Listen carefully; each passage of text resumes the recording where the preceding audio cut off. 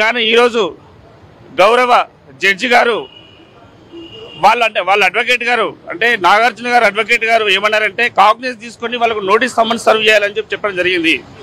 దానికి honourable court వారు ఏం చేశారంటే కాగ్నిస్ కాకుండా వాళ్ళ స్టేట్మెంట్ రికార్డ్ చేసుకుందాము అని చెప్పడం జరిగింది ఆనరబుల్ కోర్టు వారు. సో రేపు నాగార్జున గారు వాళ్ళు వచ్చి వాళ్ళ సంబంధిత విట్నెస్ వాళ్ళు వచ్చి స్టేట్మెంట్ ఇస్తారు.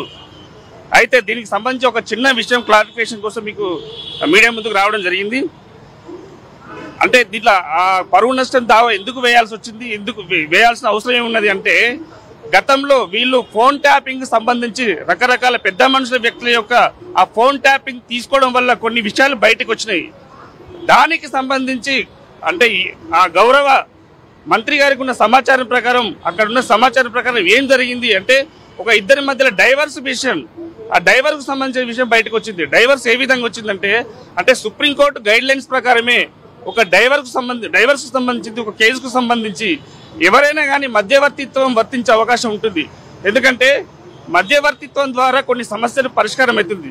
అదేవిధంగా ఈ కేసుకు సంబంధించి అంటే ఈ మెయిన్ ఇది డైవర్స్ కావడానికి కారణము కేటీఆర్ గారు కేసీఆర్ గారు అని చెప్పి సురేఖ గారు చెప్పడం జరిగింది.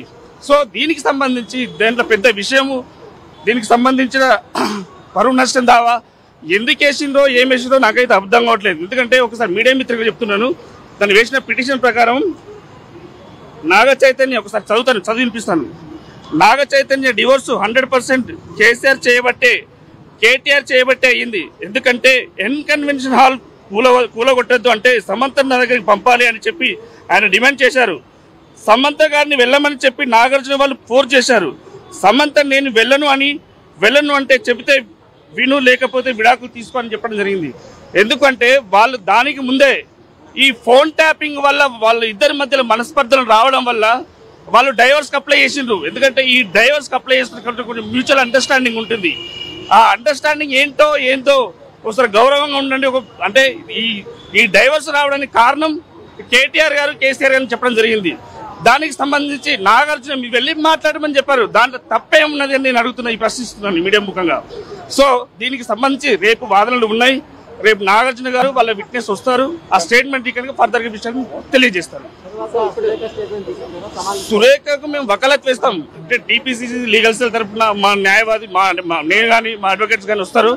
మేము కూడా దానికి కౌంటర్ వేస్తాం, దానికి ఏం ప్రాబ్లం లేదు. బట్ ఏంటంటే ఇది అంటే ఇంటెన్షనల్లీ అంటే బీసీ మంత్రి అంటే ఓర్వలేని తరంగా అహంకారపూరితంగా వ్యాఖ్యలు అంటే ఆమె వచ్చి చెప్పింది, స్టేట్మెంట్ ఇచ్చింది. ఎందుకంటే నేను పేరు తీయడం వల్ల కొంచెం మనసు నొచ్చుకుంటే నేను ఆ మాటలు విత్డ్రా చేసుకుంటానని చెప్పారు. అక్కడికి కేసు సమస్య పరిష్కారం అయిపోయింది. ఇంటెన్షనల్లీ దీన్ని డైవర్ట్ చేయడానికి వీళ్ళు అంటే కేటీఆర్ అనే వ్యక్తి నాగార్జున ద్వారా దీన్ని కేసును వేస్తారని మేము భావిస్తున్నాం.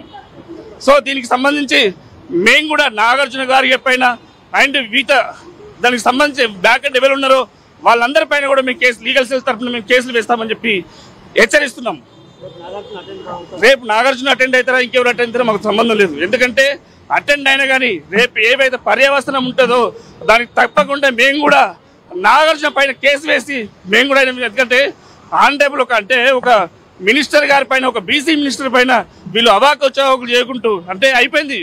వాళ్ళు దానికి ముందు ఇప్పుడు ఇంత చేసిర్రు, ఇంతకుముందు నారా చంద్రబాబు నాయుడు వైఫ్ మీద ఇట్లా ట్రోల్ చేసిండ్రు, రకరకాల వ్యక్తుల మీద. మొన్న కొండా సురేఖ పైన ఒక నూలు దండ వేస్తే అదేదో రంకు అని చెప్పిండ్రు. అది వాస్తవమా? దానిపైన ఎవరికి స్పందించినప్పుడు ఒక బీసీ మహిళా మంత్రి పైన స్పందించినప్పుడు ఇంత రాద్ధాంతం ఎందుకు చేస్తారో మాకు అర్థం అవ్వట్లేదు. సో లీగల్ సెల్ తరపున మేము ఖండిస్తున్నాం. తప్పకుండా వారిపైన కూడా మేము చర్యలు తీసుకోవడానికి సిద్ధంగా ఉన్నాం.